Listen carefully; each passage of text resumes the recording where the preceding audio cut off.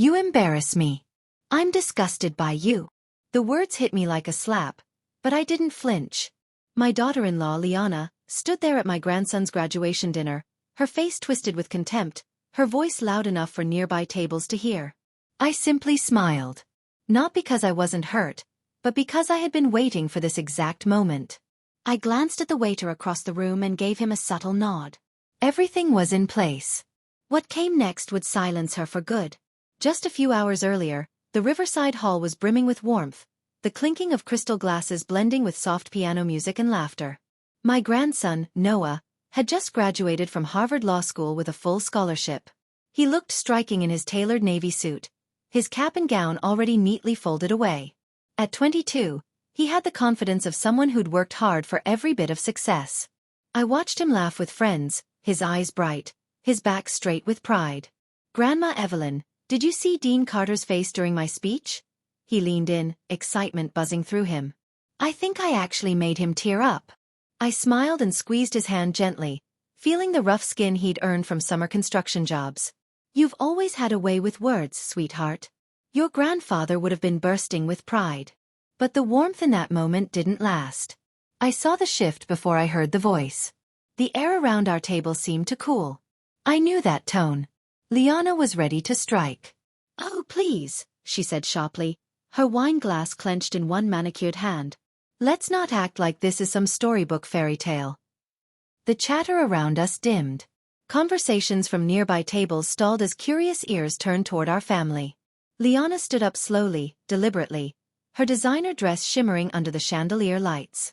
She had that smile on her face, the one she wore when she wanted to cut someone and make it look like a compliment. Liana, my son Thomas warned in a low voice. But it was too late. You all want to know what I really think? She asked the table, her voice loud enough to make the guests at the adjacent tables look over. This woman, she pointed at me with the same hand holding the glass, has been pretending to be some sweet old grandmother for years. But she's a disgrace. A complete embarrassment. Noah's expression shifted to confusion. I kept my face neutral, hands calm in my lap. I had mastered this art over the years, the stillness that denied her any satisfaction. Mom, stop it, Thomas said, voice strained, but Liana had already locked in on her audience. She can't even dress properly for a dinner like this, she continued. You think this is respectable? Her eyes scanned my navy blue dress. Modest, elegant, carefully chosen. She looks like she crawled out of a thrift store rack. I heard the murmurs ripple around the room. My heart thudded inside my chest, but I kept my breathing steady. Liana wasn't here just to insult me. She was performing, trying to annihilate me with words. Every time we're in public, she hissed, I have to pretend I don't know her. She's socially clueless, tactless, and completely out of place in our lives. I could feel eyes on my back, on my face, judging, wondering, whispering. This was exactly the kind of social humiliation Liana craved to dish out. I saw Noah freeze, his jaw clenched, uncertain whether to speak or stay silent. I've put up with her for 15 years, Liana continued, stepping closer to me, lowering her voice just enough to be venomous. 15 years of covering for your awkwardness, your tacky behavior. I have had to carry the shame of your presence at every important event in this family. You disgust me, Evelyn. Just the sight of you makes me nauseous. She leaned so close that I could smell the wine on her breath. Her words pierced deeper than any shout ever could. But I didn't give her what she wanted. No tears. No defense. Just a quiet calm, the kind that hides something powerful beneath. Instead, I smiled. It wasn't much, just a small curve at the corner of my mouth. But it made her blink. That smile said, You've already lost, and you don't even know it. I reached slowly into my purse and pulled out my phone. My fingers didn't shake. What are you doing? Liana snapped, her bravado faltering. I said nothing. Instead, I turned toward Marcus, the restaurant's head waiter, a kind man who had known our family for years. He was already at the sound booth. The jazz music faded. The clinking of silverware stopped. A new sound filled the room, the soft click of a video beginning to play. On the far wall, where usually the club displayed event announcements or slideshow memories, the screen flickered to life. The moment Liana turned and saw the image, all the color drained from her face. There she was, Liana, in full high definition, sitting inside what was unmistakably a lawyer's office. A timestamp showed the video was from 6 months ago. "So, you want to terminate all legal ties?" The lawyer's voice came through the speakers with brutal clarity. "Yes," Liana's voice responded on screen. "I don't want her to contact me again. As far as I'm concerned, I never had a daughter." Gasps swept through the dining room like a cold wind. Liana staggered backward, eyes locked on the screen. Her legs gave out, and she collapsed into her chair, barely conscious. The video continued to play. And I just sat there, finally letting go of the weight I'd carried for months. Waiting 4 months, 2 weeks, and 3 days for this very moment. Because finally, the mask was off. And everyone would see the monster I had known all along. 4 months, 2 weeks, and 3 days earlier, I had been in my small kitchen arranging sunflowers in a vase when the doorbell rang. It was an ordinary afternoon. Quiet, slow, and peaceful. I remember thinking it was probably someone selling roofing services or maybe the neighbor's kid returning a casserole dish. But when I opened the door, it wasn't either of those. A man in his 50s stood there. He wore a slightly worn gray suit and held an old leather briefcase. His face looked tired, not in a sleepy way, but in a way that made me think he'd seen too many things people weren't meant to see. "Mrs. Carter?" he asked. "Yes. My name's Raymond Torres. I believe you're expecting me." I stepped aside to let him in. My heart thudded as he walked past. A week earlier, I'd made a decision I never thought I would. I hired a private investigator. The idea came to me after a short conversation with my neighbor, Ruth, during one of our evening teas. She'd seen Liana coming out of a law office downtown. It struck her as odd. Liana hadn't mentioned anything about legal issues, and someone like her rarely did anything quietly.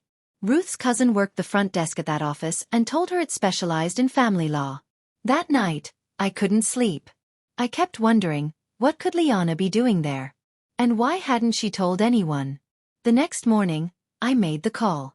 Now here I was, watching Mr. Torres set his briefcase on my kitchen table, the same table where I'd raised 3 kids, served years of meals, cried, prayed, and made decisions both brave and foolish. He opened the briefcase slowly and carefully, as if the papers inside could burn me.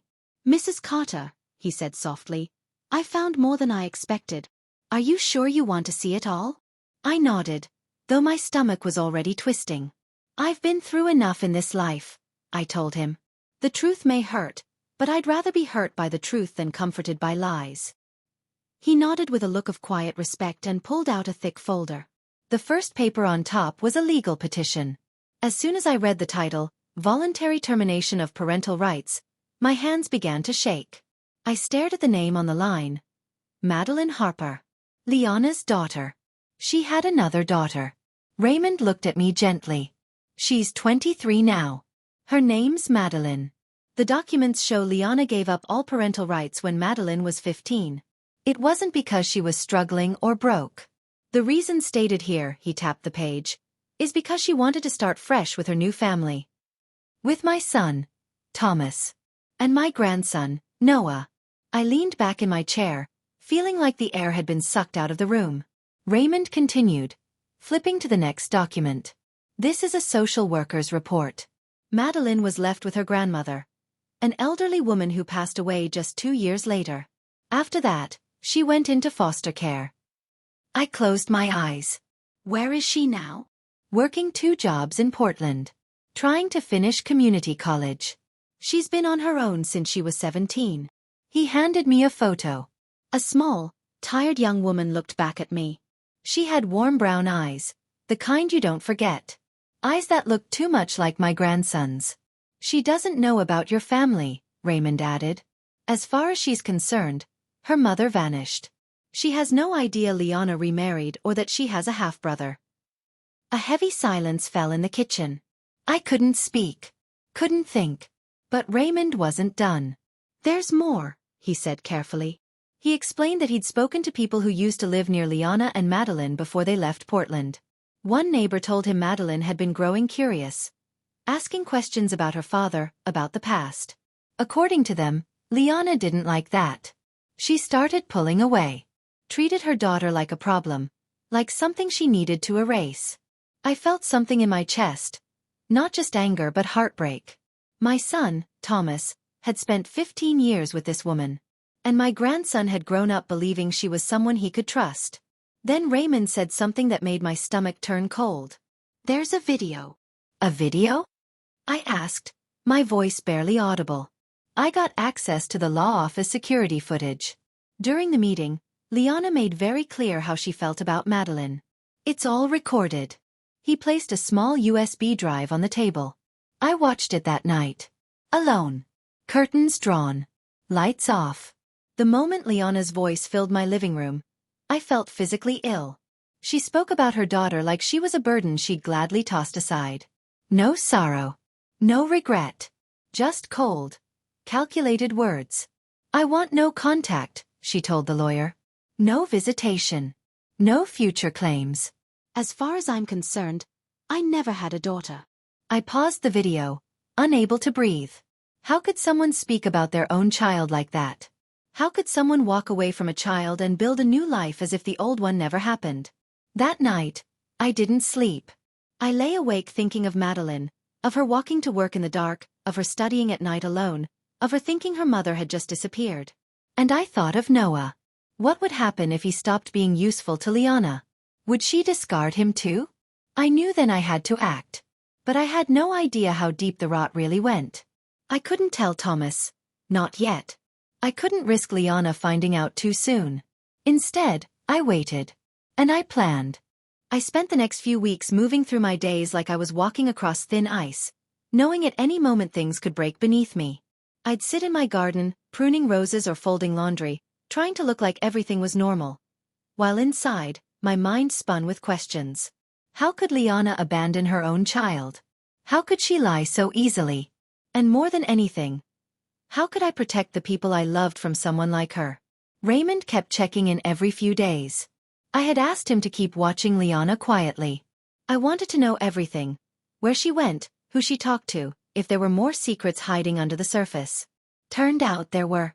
"She's done this before," Raymond said one morning over the phone. Not the child abandonment part. Madeline was her only child before she married your son, but the pattern of cutting people off. Family, old friends, co-workers, anyone who might know the real her. She had erased her past like someone cleaning out a closet. Anyone who didn't fit her perfect image just disappeared from her life. And now, she was part of my family, pretending to be this polished, perfect wife and mother. She wasn't just selfish. She was dangerous. I kept all of this to myself. I didn't want to scare Noah. And I didn't want to hurt Thomas unless I had no other choice. So I waited. I watched. And I gathered everything I could. And then, one afternoon, something strange happened. Raymond called me, his voice tense. "Mrs. Carter, I need to see you. There's something you should watch." I invited him over immediately. He brought a new video, footage from a more recent visit Liana made to that same law office. This time, she was speaking even more directly. "I don't want her to find me," she said in the video, her tone cold and firm. "As far as I'm concerned, Madeline Phillips is not my daughter. If she ever tries to contact me again, tell her I'm dead." I dropped the remote. I couldn't believe what I was hearing. Liana had actually planned for this. She wanted Madeline to believe she was dead. Not just out of reach. Completely gone. She had paid to make her invisible. To leave her daughter with no hope, no closure, no chance to even ask why. My chest tightened. I thought of Madeline as a little girl, waiting by a window or checking the mail, wondering why her mother never came back. I thought of her at 15, trying to understand what she'd done wrong. And then 17, aging out of foster care alone. She must have thought something was wrong with her. Like she wasn't worth keeping. And here Liana was, sipping wine at our family dinners, telling stories and smiling, while her daughter worked night shifts just to survive. I knew I had to act. I had to make sure Liana's secret didn't stay hidden forever. But I also knew if I went to Thomas right away, it could backfire. He loved her.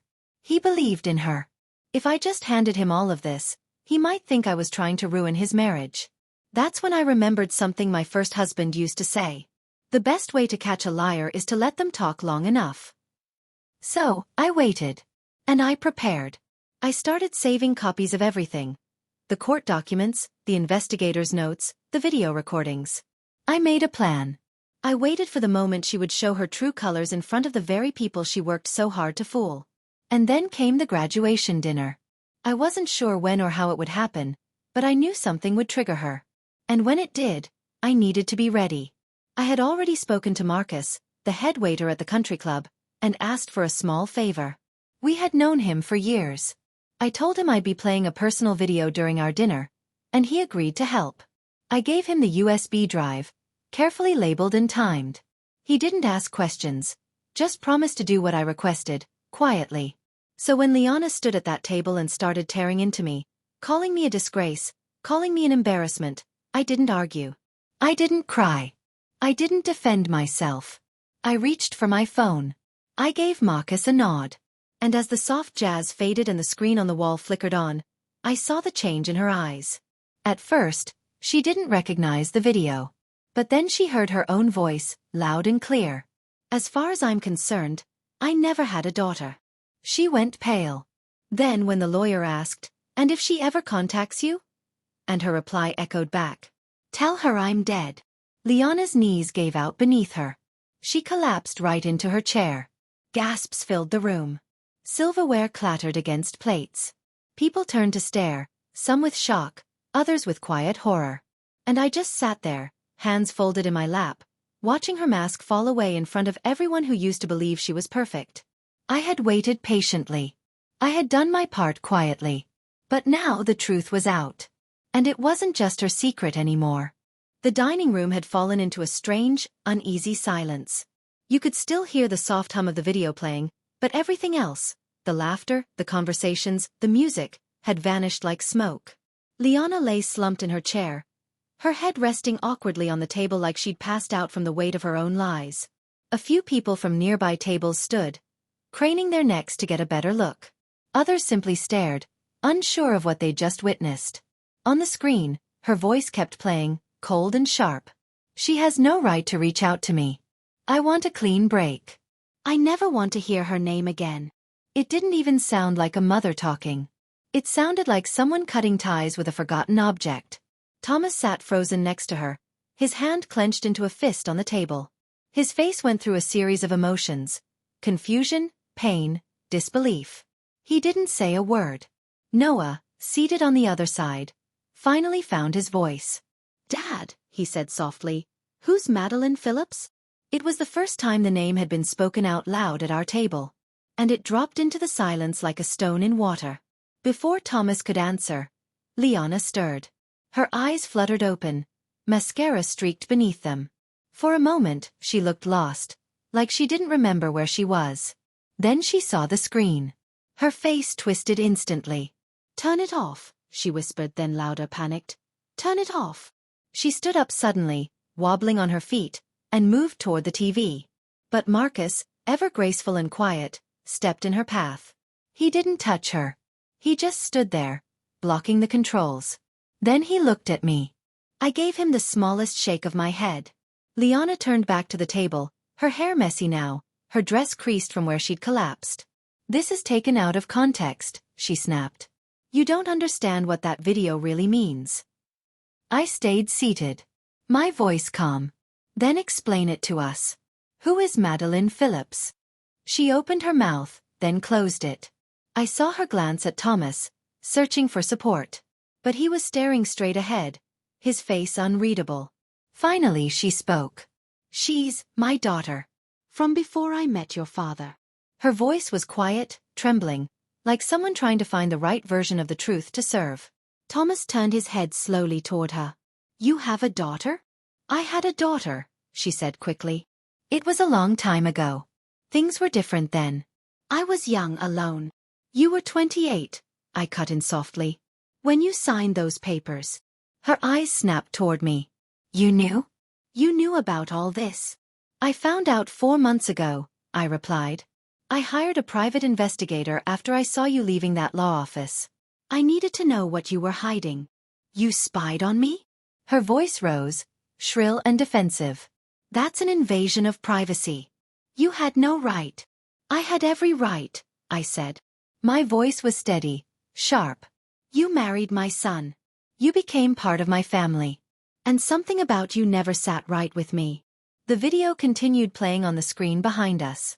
The lawyer's voice asked, "And if she ever finds you?" And Liana's answer came again, cruel and final. "Tell her I'm dead." There was an audible gasp this time. From someone at a nearby table. Maybe two. Noah's voice broke the silence. You told people you were dead? So your daughter would never find you? It was better that way. Liana shouted. She needed closure. This way she wouldn't spend her life chasing something that wasn't coming back. It was kindness. Thomas stood up slowly. She was 15, Liana. I didn't abandon her, she snapped. She had her grandmother. I just couldn't. I wasn't ready to be a mother. I couldn't handle her. And yet you handled being Noah's mother just fine? I asked, not unkindly, but directly. What made him different?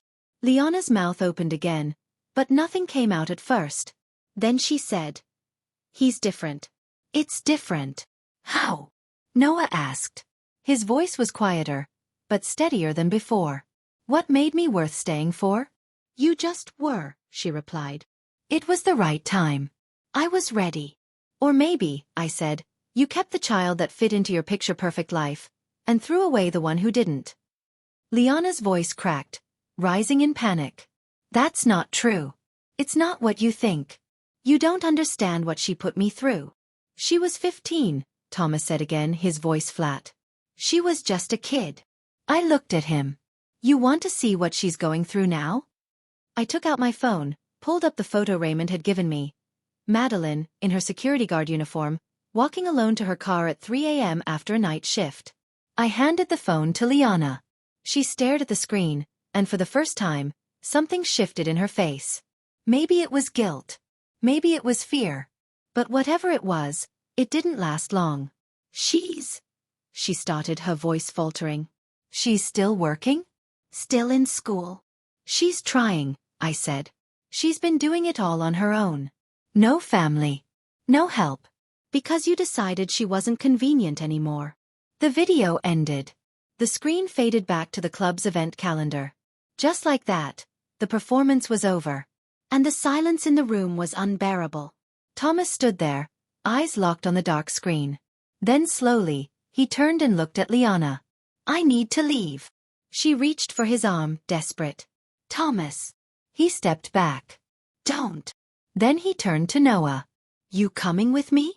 Noah looked between his parents. He hesitated. Then he nodded. They walked out together, leaving Liana standing in the wreckage of the life she had built on lies. She turned to me, her voice low, bitter. "You think you've won?" I stood, gathering my purse. "I didn't destroy your marriage, Liana. I just made sure your husband finally saw who he married. And then I left. But I knew this wasn't the end. It was just the beginning." It had only been 2 days since the graduation dinner, but it already felt like a storm had passed through our family and left everything in pieces. On the morning of the second day, I was in the garden trimming back my roses, trying to find some peace in the middle of it all, when my phone rang. I looked down and saw my youngest daughter's name, Emily. She lived 3 states away and didn't call often unless something important had happened. I picked up. "Emily." Her voice was tight, like she'd been holding back tears. "Mom, what's going on?" I sighed quietly. "I guess you heard.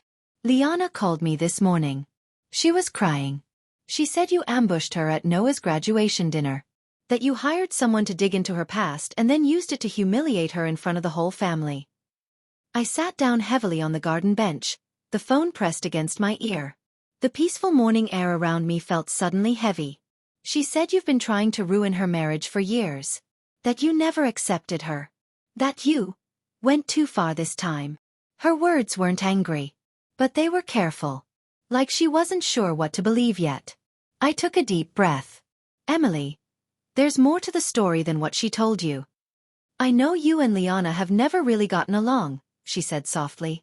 "But, Mom, did you really hire a private investigator to follow her?" I closed my eyes. "Yes, I did." Silence on the other end. "Then why?" she finally asked. I didn't know where to begin. How do you explain that your daughter-in-law faked her own death to keep her child from finding her? How do you say that out loud to your own child and expect them to believe it? She has another daughter, I said quietly. A girl named Madeline. She gave her up when she was 15. Completely severed all ties. Told the court she wanted no future contact. And then, she told people she was dead. Emily didn't speak for a long time. When she finally did, her voice was small. Are you sure? I have video proof. Court documents. Photos. Everything. Madeline's been working 2 jobs just to stay afloat. She aged out of foster care. No family. No support. Another long pause. Mom. I'm not saying I don't believe you, Emily said. But, this all just seems so extreme. Are you sure you're not misunderstanding something? And just like that, I could feel the wall starting to rise between us. Liana had gotten to her first. She had told her side of the story before I could. And that's how she operated. I'd learned that from Raymond. She didn't just abandon people. She rewrote the story afterward. Twisted the truth. Made herself the victim and the other person the villain. And now, even my own daughter was starting to doubt me. Later that day, I got 2 more calls. One from my niece, and one from Noah's girlfriend, Jenna. Both said almost the same thing. Liana called. She's really upset. She says you've been trying to turn the family against her. They were polite.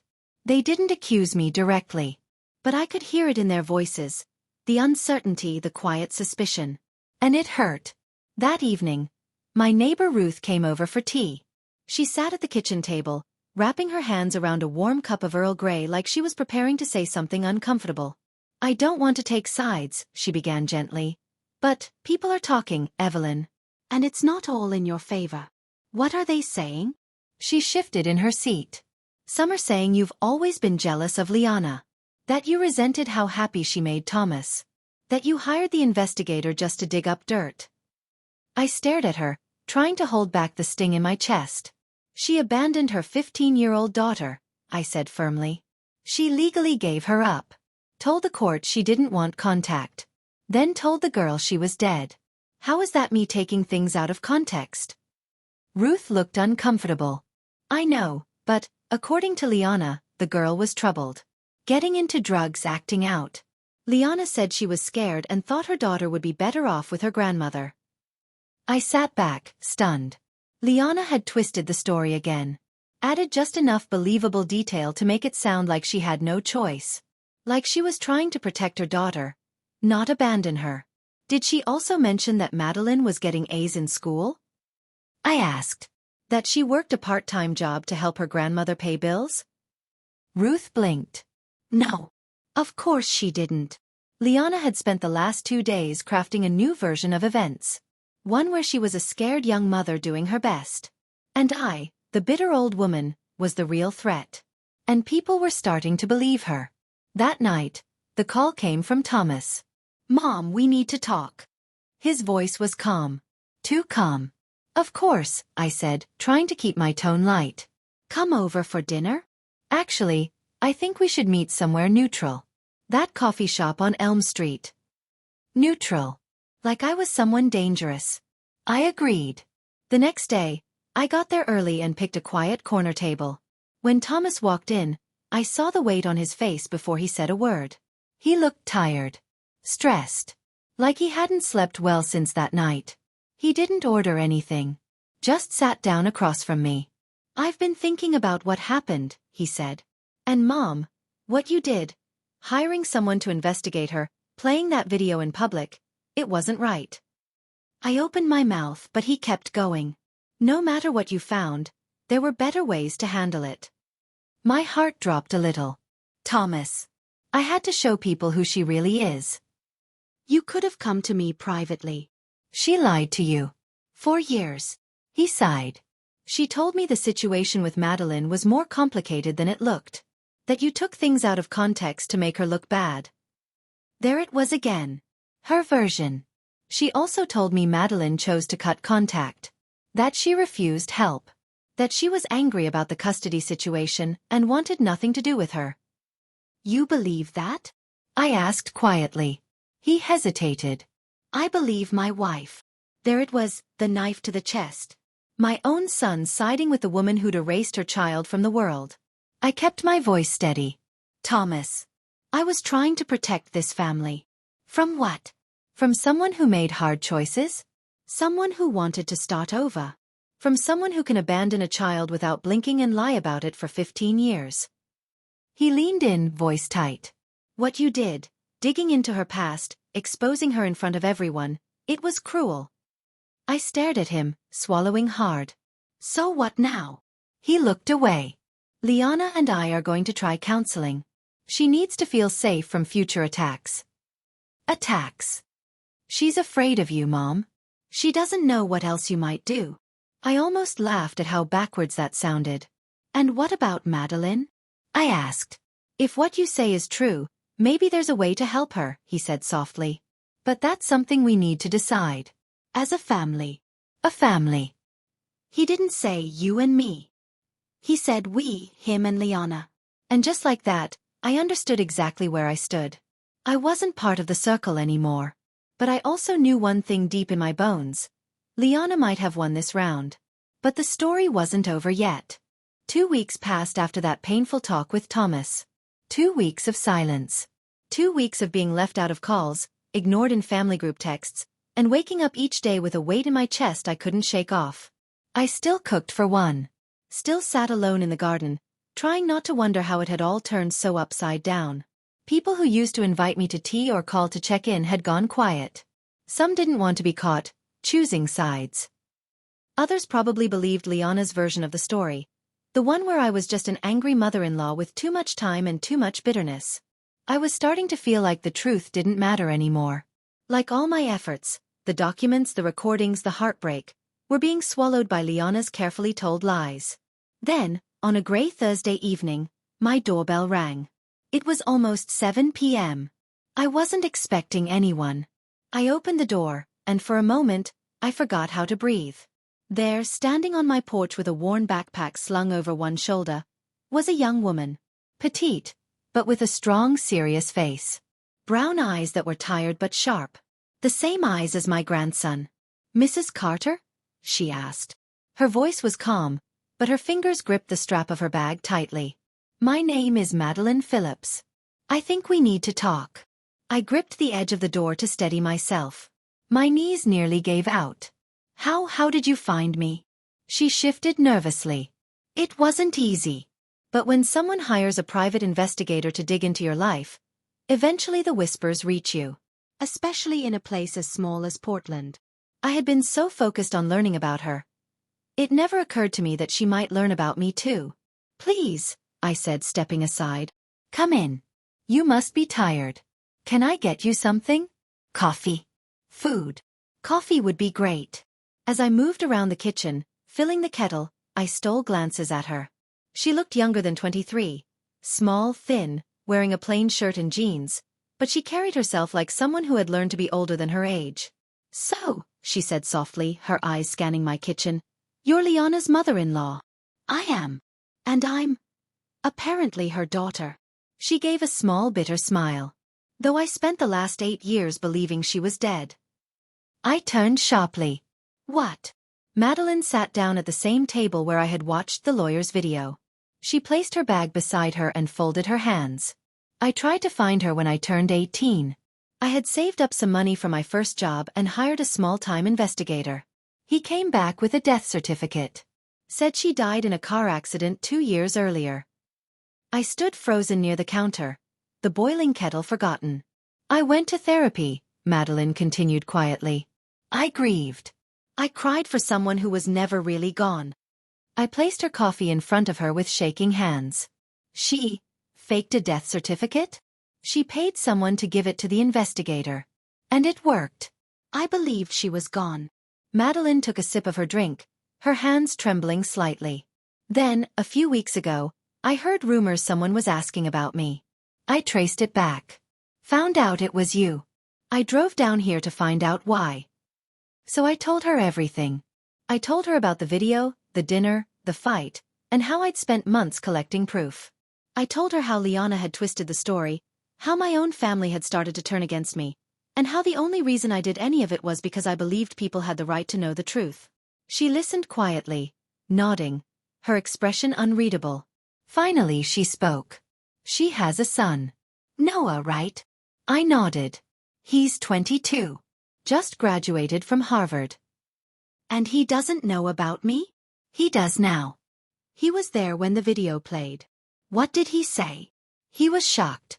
But Liana has been working very hard to make him, and everyone else, believe her side of the story. That you were troubled. That you cut her off. Madeline let out a bitter laugh. I was 15. I didn't even know how to write a check. My grandmother was nearly 80. I was helping her with groceries and homework at the same time. Troubled. I've seen your school records, I said gently. You weren't troubled. You were just alone. She stared out the window. And she just walked away. She didn't just walk away, I said. She made sure you'd never find her. Madeline stood and walked over to the window. She stared out at my rose bushes, the rain lightly tapping against the glass. I want to meet them, she said quietly. I blinked. Who? My brother. Your son. I want them to hear it from me. Face to face. I hesitated. Madeline. Liana's had weeks to spin her story. They might not believe you. Maybe not, she said. But at least I'll know I tried. She turned back to me, and I saw something fierce in her eyes. Not anger, not hate, but a calm kind of strength. Like someone who had nothing left to lose, and nothing to hide. What do you want out of this? I asked. Money? Revenge? Her voice softened. I just want him to know I exist. That I'm real. And that our mother is capable of erasing people when they don't fit her plan. There was a long pause. Finally, I said, there's a family barbecue this Saturday. At their house. They're calling it a healing event. If you want, I can take you. She looked at me with quiet gratitude. Would you? I nodded. Because sometimes, the only way to fight a lie is to walk it straight into the room and let it face the truth. Saturday came with gray skies and a light drizzle, the kind of weather that made everything feel a little heavier, a little quieter. I stood in the kitchen, pouring tea into 2 travel mugs while Madeline sat by the window, watching the rain streak slowly down the glass. She had come down from Portland again, this time with a small suitcase. She didn't say much that morning. Neither did I. There was nothing left to say. The car ride to Thomas and Liana's house was silent. My fingers gripped the steering wheel a little tighter than usual. I kept glancing at Madeline, wondering if this was the right thing to do. But when I looked at her, dressed in a clean, simple blue dress, her hair pulled back, hands calmly folded in her lap, I knew she wasn't there to start trouble. She just wanted to be seen. To exist. When we pulled up to the house, we could see people inside, moving about, laughing, talking, setting out food. The so-called healing barbecue was in full swing. It was supposed to be the event where everyone forgave, smiled, and pretended that everything was okay again. I turned off the engine. Are you ready? I asked. Madeline gave me a small, nervous smile. No. But I don't think I'll ever be ready. So let's do it anyway. We walked up the steps together, side by side, in the soft drizzle. I didn't use my key. I knocked. The door opened, and there was Thomas. His expression went from polite surprise to full confusion in 2 seconds. Mom. I wasn't sure you'd come. I brought someone I think you need to meet, I said, stepping aside. His eyes landed on Madeline. His mouth opened slightly, but no words came out. This is Madeline Phillips, I said gently. Your stepdaughter. He stared at her. The resemblance was undeniable. The same eyes as Noah, the same shape of the mouth. Even someone in complete denial would have struggled to ignore it. Madeline took a breath. Hello. I've been looking forward to meeting you. From somewhere inside the house, we heard glass shatter. Then came Liana's voice, high and cheerful, like someone trying too hard to sound relaxed. Thomas? Who's at the door? Madeline's expression didn't change. She simply said, I think it's time for a real family reunion. We stepped inside. The moment Madeline entered that living room, it was like the entire party hit pause. Conversations died mid-sentence. Plates were frozen mid-air. The warmth in the room shifted, replaced by something sharper, colder. Liana appeared in the doorway to the kitchen, a towel still in her hands. The moment she saw Madeline, her face lost all color. Madeline turned toward the couch, where Noah sat with his girlfriend Jenna. He stood up slowly, staring at her like he was trying to process something he already knew but hadn't allowed himself to fully believe. "You're," he started. "Half-sister," Madeline said softly. "But yes." The room was still. You could hear the slow bubbling of a casserole in the kitchen oven. Thomas finally found his voice. "Madeline, if this is true, why didn't you ever reach out to us before now?" She let out a soft, tired laugh. "Because until 2 weeks ago, I thought my mother was dead." The silence that followed felt like a thunderclap. Liana spoke then, her voice shaky and too sweet. "That's not true, sweetheart. You know that's not true. You were upset when I remarried. You chose to walk away." Madeline turned to face her. "Come. Direct. I was 15 when you signed away your parental rights. I was 17 when I aged out of foster care alone. And I was 20 when I hired an investigator who came back with a death certificate. You paid someone to fake your death." From her backpack, she pulled out a folder. Neatly organized. She handed it to Thomas. "These are the court papers you signed," she said. "The fake death certificate the investigator gave me. Receipts showing payments made to make the story hold up if anyone ever came looking." Thomas opened the folder. I watched his face change as he flipped through the pages. Confusion, shock, disbelief. "You paid someone to fake your death?" he whispered. Liana stepped forward quickly. "Thomas, listen to me." "No," he said. "I'm listening to her now." Madeline didn't shout. She didn't cry. She just stood her ground. "You abandoned me," she said softly. "I was a child. You didn't leave me with a safe, loving home. You left me with a grandmother who could barely stand without help. I didn't have a family. I didn't have anyone. I had to figure out everything by myself." She turned to the rest of the room, her voice stronger now. "I'm not here for revenge. I'm not here to ruin anything. I just wanted you to know I exist. I wanted you to know what really happened. Because for years, I believed I wasn't worth loving. And that almost destroyed me." Noah stepped closer. He looked at her carefully, like someone staring at a reflection in a different time. "What's your life been like?" he asked. Since she left? "I've worked 2 jobs for the past 5 years, she said. "I'm trying to finish community college. I live in a tiny studio apartment that costs most of what I make. I don't have a safety net. I don't have people to call when things get hard. But I've made it. I've survived." At that, my niece Michelle finally spoke up from the corner of the room. "Oh honey, we had no idea." "Because you were never supposed to," Madeline said. She made sure of that. Everyone turned to look at Liana. She stepped back, her voice shaking. "You don't understand. None of you do. The situation was complicated. I was trying to move on with my life.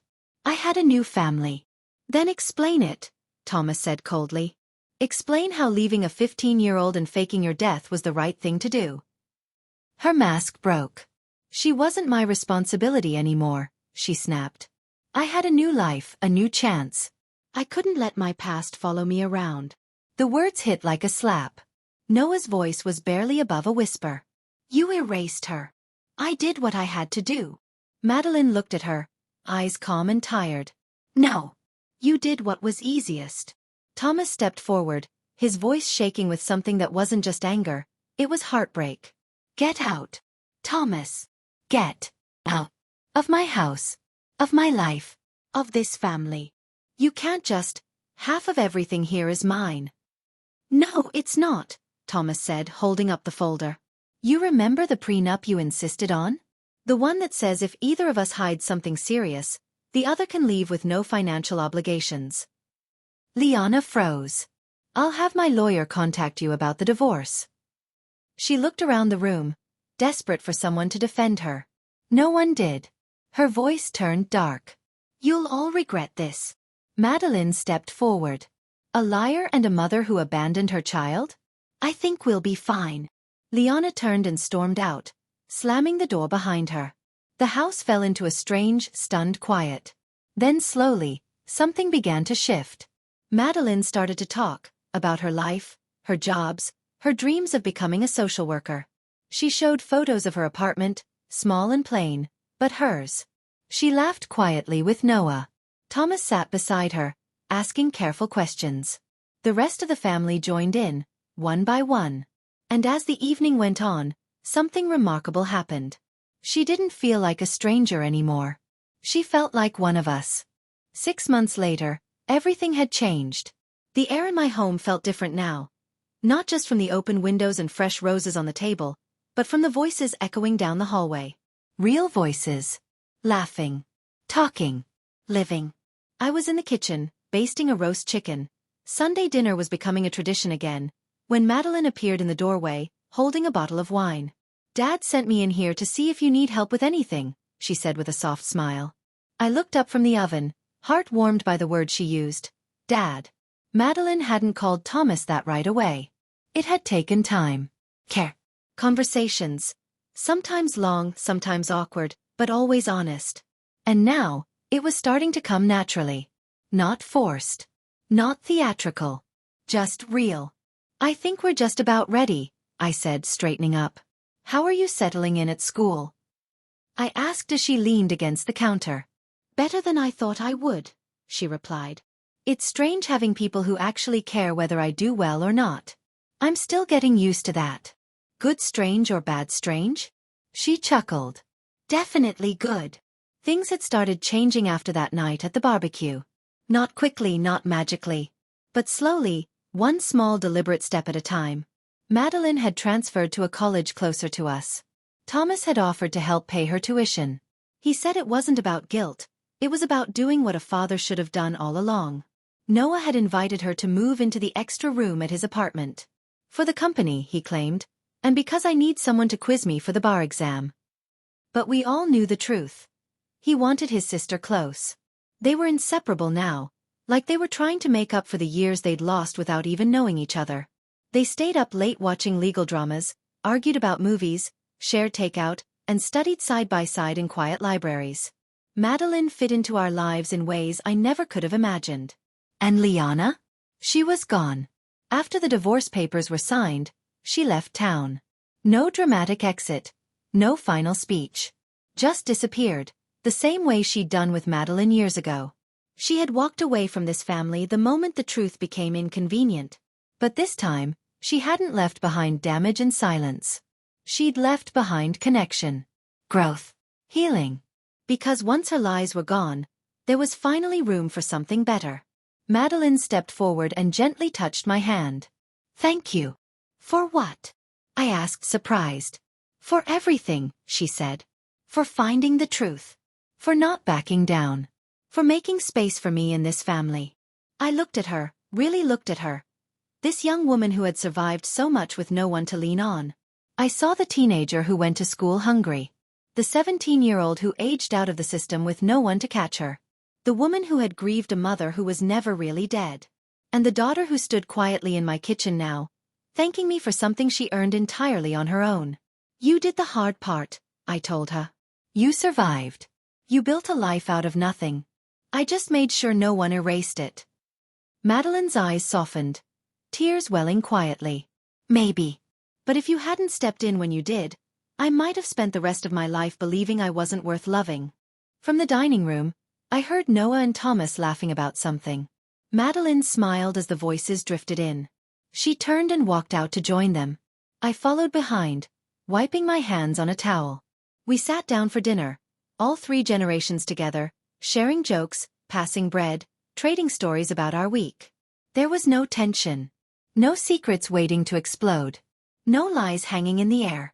Just family. The family Liana had tried to build through appearance, control, and manipulation. It never really existed. Because it wasn't real.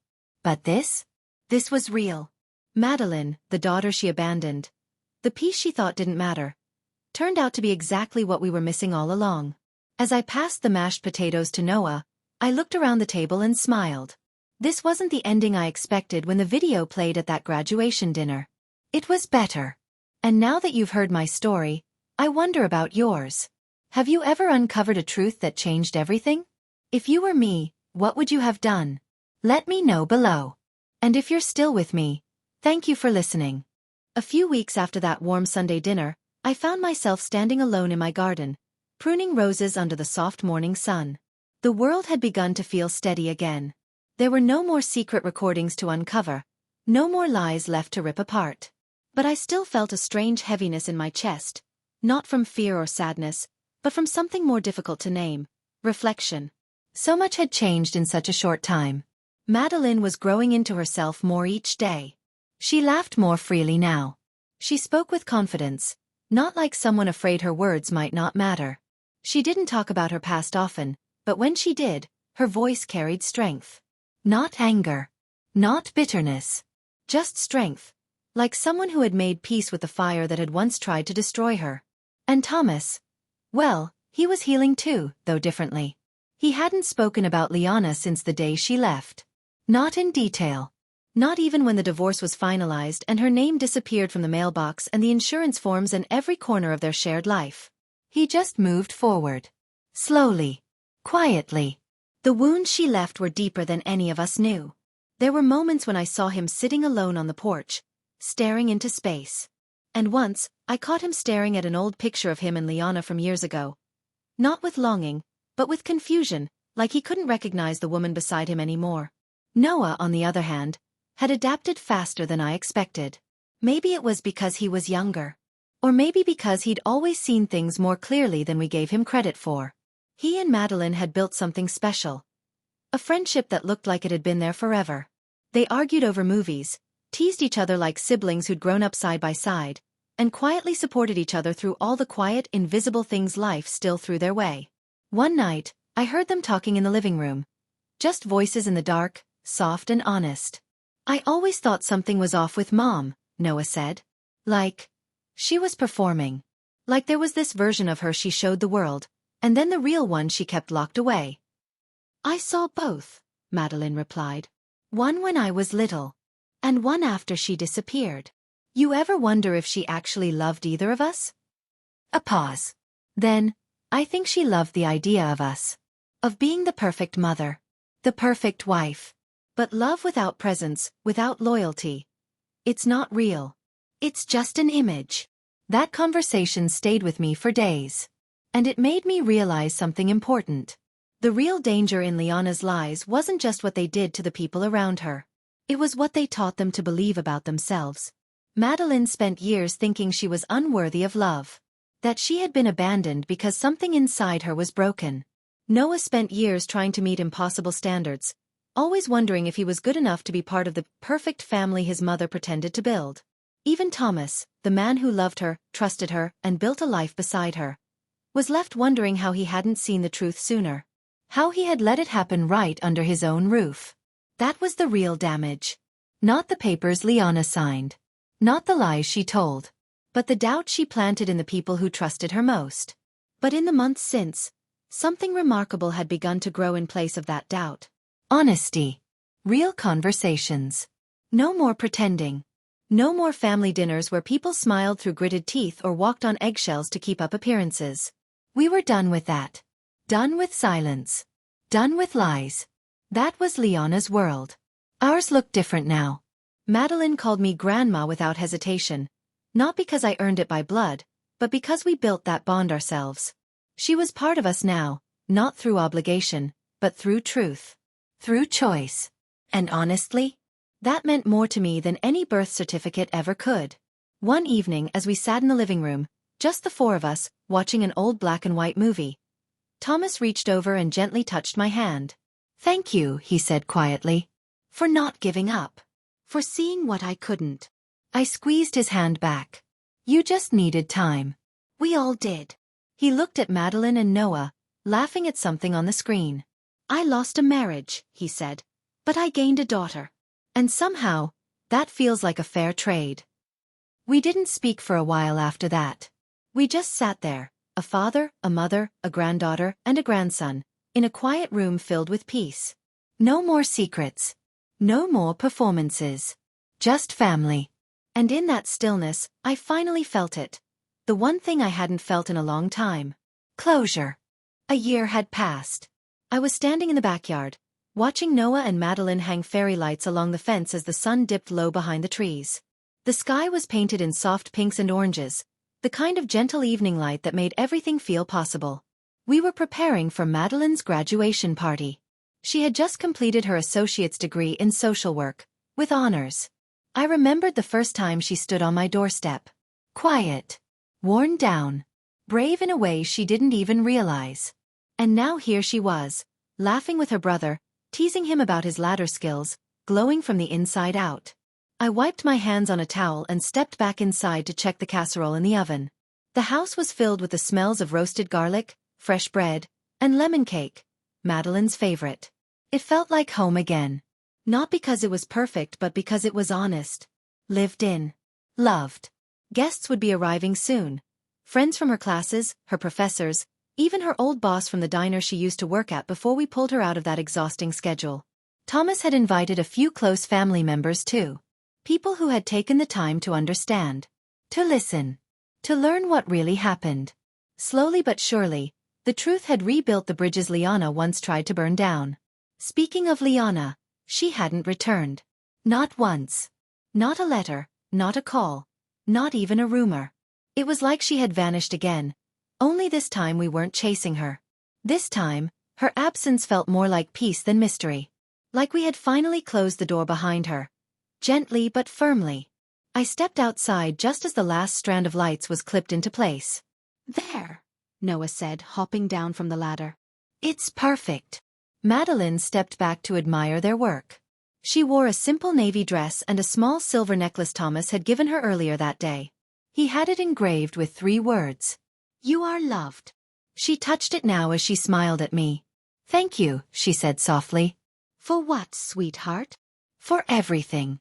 For believing me. Even before I believed in myself. I walked over and took her hands. You didn't need saving, Madeline. You just needed someone to see you. That's all any of us ever really want. She nodded slowly. I used to think being abandoned meant I was unlovable. That something about me made people leave. But I see it differently now. How? Now I know that someone else's weakness doesn't define my worth. Her words settled into the warm evening air like a soft truth we all needed to hear. The first guests arrived just after sunset. Soon, the backyard was glowing. Not just with lights, but with life. Laughter, stories, clinking glasses. Madeline stood near the cake table, surrounded by friends, beaming in a way that made her look years lighter. Thomas gave a small speech halfway through the night. He stood beside her, hand on her shoulder, voice steady. Tonight, we're not just celebrating a degree, he said. We're celebrating strength. We're celebrating the journey of someone who never gave up, even when every door seemed closed. Madeline didn't just earn her place in this family. She reminded us what family really means. People clapped. Some wiped their eyes. I just stood there, holding a cup of tea, heart full in a way I couldn't put into words. Later that evening, as the crowd thinned and the stars took their places in the sky, I sat alone for a moment, letting it all sink in. This past year had been messy, painful, unexpected, but it had also been the most meaningful chapter of my life. I had learned something. Not just about Liana, or Madeline, or even Thomas. I had learned something about truth. That no matter how deep someone tries to bury it, no matter how many lies they stack on top, the truth has a way of rising, of breathing, of surviving.